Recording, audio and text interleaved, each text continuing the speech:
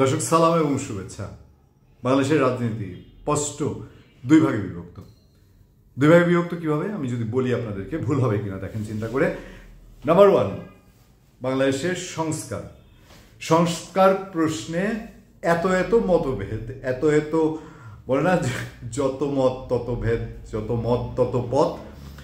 আদতেই তাই হয়েছে বাংলাদেশের রাজনৈতিক অঙ্গনে। ধরেন যদি আপনি বর্তমান ইন্টারিম গভর্নমেন্ট অন্তর্বর্তী সরকার বলেন, এই সরকারের বেসিক ক্যারেক্টার কি? আপনি ডান বা মৌলবাদী, নন মৌলবাদী, ইসলামপন্থী, নন ইসলামপন্থী, ভারতপন্থী, ভারত বিরোধী, পাকিস্তানপন্থী, পাকিস্তান বিরোধী, আরও এরকম রাজনীতির যত রকম ক্যাটাগরি করা হয়, আপনি কোন ক্যাটাগরিতে ফেলবেন? তারপর বৈষম্য বিরোধী ছাত্র আন্দোলন একটা বড় স্টেক হোল্ডার। তারপর আপনার জামাত ইসলামী নিঃসন্দেহে। আর রাজনীতির অঙ্গনে মাঠে একদম দাপড়ে বেড়ানো অন্যতম, যদি বলি বাংলাদেশের রাজনীতি এখন পরাশক্তি, সেটা হচ্ছে বাংলাদেশ জাতীয়তাবাদী দল বিএনপি। এরপর আমি বলি যে প্রচ্ছন্ন শক্তি আওয়ামী লীগ না থেকেও আছে, তাহলে আওয়ামী লীগও বিবেচনার মধ্যে আছে কোনো একটা জায়গায়, আর নাহলে আওয়ামী লীগকে নিয়ে এত কথা হয় না। এই এক একটা অংশের এক এক রকম ইস্যু, এক এক রকম প্রশ্ন, এক এক রকম মতভেদ, এবং সেগুলো প্রকাশ্যে বাকযুদ্ধের মধ্যে আছে কিনা, সেটা হচ্ছে সংস্কার ইস্যুতে। আর হচ্ছে বাংলাদেশের সংবিধান ইস্যুতে। ওই যে কেউ সংবিধানে কবর দিতে চান, কেউ সংবিধান আমূল একদম ছুঁড়ে ফেলে দিতে চান, ৭২-এর সংবিধান।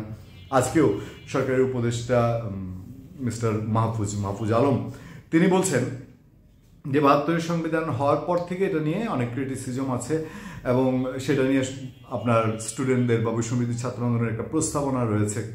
এটা নিয়ে আলোচনা হবে, রাজনৈতিক দলদের বিরোধ আছে, মানে আলোচনার এই বিষয়টা এখনো আছে।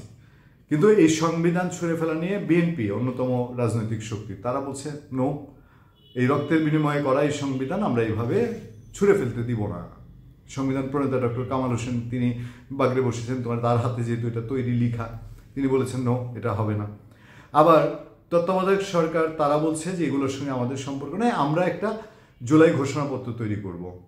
মনে আছে নিশ্চয়ই আপনাদের, আমি ওই দিকে যেতে চাই না। জামাতে ইসলামের নিজস্ব অবস্থান আছে। এরপর আসেন সংস্কার ইস্যুতে একদম একটা বৈষম্যবিরোধী ছাত্র আন্দোলন, তাদের অবস্থান ক্লিয়ার। আগে সংস্কার হতে হবে, বিচার হতে হবে শেখ হাসিনা আওয়ামী লীগের বিচার, তারপরে নির্বাচন। আমি যেদিন কথা বলছি ৯ জানুয়ারি ২০২৫, সেই দিন এসে বিএনপির মহাসচিব মির্জা ফখরুল ইসলাম আলমগীর, বাংলাদেশের রাজনীতির এখন অন্যতম একজন পুরুষ, তিনি বলছেন নো, সংস্কার হতে হলে সংস্কার হতে হবে নির্বাচিত সরকার এবং সংবিধানের হাতে। তার কথাটা এরকম যে সংস্কার যদি নির্বাচিত সরকার এবং সংবিধানের হাতে না হয়, তাহলে সেইটা আমরা দায় দায়িত্ব নিতে পারবো না। এটা বিএনপি মেনে নিবে না, এবং বিএনপি সেই সংস্কারের কোনো দায় মুক্তি দিবে না। কথাটা অনেকটা এরকমই। তিনি বলছেন যে এই যে বাংলাদেশে ঐক্যের যেটা খুব জরুরি প্রয়োজন, এখন একটা অংশ এমনভাবে জিদ করে যেন বসে বলে মানে তৈরি করেছে যে তারা এমন কথাবার্তা বলছে যে ঐক্যটাকে যেভাবে হোক বিনষ্ট করতে হবে। মির্জা ফখরুলের দাবি যে ৫ আগস্টের পরে যে ঐক্য এবং আস্থার জায়গা তৈরি হওয়া দরকার ছিল, সেটা হতে দেওয়া হচ্ছে না। তিনি সেটার উপরে জোর দিয়েছেন, বারবার বলছেন যে এইটা না করে এই সংস্কারের কথা বললে এটা লেগিসিমিটি তারা দিবেন না, মানে এটার দায় মুক্তি তারা দিবে না। মোটামুটি বিএনপি মহাসচিবের বডি ল্যাঙ্গুয়েজ ডেলিভারি বা তার রিপোর্টগুলো আপনারা যদি পড়েন, পত্রপত্রিকা নিউজ যেটা আসছে, দেখবেন যে অনেকটা তো মানুষেরও ধারণা আছে যে আগামীতে বিএনপি নিশ্চিতভাবেই ক্ষমতায় আসছে। তো বিএনপি মহাসচিবও সেটা বলছেন যে আমরা এটার দায় আমরা এটা বৈধতা দিব না।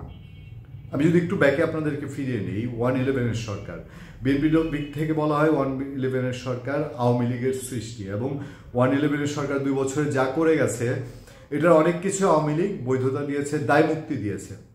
বর্তমান সরকারও যদি সংস্কারে হাত দেয়, তাহলে সেই সংস্কারকেও জাতীয় পার্লামেন্টে, জাতীয় সংসদে একটা গৃহীত হতে হবে। এখন সেটা আবার যদি সংবিধান হাত দেয়, তাহলে আরও ভিন্ন বিষয়। এইটা বিএনপি মেনে নিবে কিনা, যদি মেনে না নেয় তাহলে কনফ্লিক্টটা কোন পর্যায়ে গিয়ে দাঁড়াবে। আজকে বিএনপি মহাসচিবের বক্তব্যের জন্য খুবই সিগনিফিকেন্ট, খুব গুরুত্বপূর্ণ মনে হচ্ছে যে তারা একদম সরাসরি ক্লিয়ারলি ডিক্লেয়ার করছেন যে আমরা এই এখনকার সংস্কারের দিকে যাব না। তো তাহলে অন্যতম আরেক যে স্টেক হোল্ডার, সেটা যদি আমি বৈষম্যবিরোধী ছাত্র আন্দোলন, জাতীয় নাগরিক ঐক্য বা উপদেষ্টাদের কথা বলি, যারা বারবার সংস্কারের কথা বলছেন যে সংস্কারের সহযোগিতা করেন, নির্বাচন করবেন না, রাজনৈতিক দলগুলো নির্বাচনের জন্য পাগল হয়ে গেছে, ক্ষমতায় যাওয়ার জন্য পাগল হয়ে গেছে, তারা যদি বলে যে না সংস্কার হতেই হবে, বলছেন তো তারা যে সংস্কার হতেই হবে, সংস্কার কোন পরিমণ্ডলের, কত মাপের, কত দিনের, এই বিষয়গুলো যখন সামনে আসবে আর বিএনপি যদি বাগড়ে বসে গুগলি মারে, গিট্টু দেয় যে নো সংস্কার হতে হবে নির্বাচিত সরকারের অধীনে, নির্বাচিত সরকারের হাতে, এই প্যাচ, এই জিলাপির প্যাচ ছোটাবে কে? প্যাচ কি একটু বেশি দূর লেগে যাচ্ছে, বা এর ভেতরে আড়ালে কি ভিন্ন কোনো রাজনৈতিক গেম, রাজনৈতিক খেলা চলছে, যে এই খেলাটা দিন দিন কেউ সহজে ইকুয়েশন মিলাতে পারছেন না? কারণ জায়গা কিন্তু অনেকগুলো, যে যার জায়গা থেকে 100% সিকিউরড হয়েই তো যাবে। 100% যেরকম একটা মানুষ এক্সিট চায়, 100% কমফোর্টেবল জার্নি চায়, সেই জায়গায় প্রত্যেকের জায়গা নিশ্চিত করতে হলে বিষয়টাকে একটু টাফ না? ধন্যবাদ সবাইকে, ভালো থাকবেন, সুস্থ থাকবেন, আবার দেখা হবে, আবার কথা হবে। সবসময় আপনাদের সাথে আমি আতিক রহমান পূর্ণিয়া।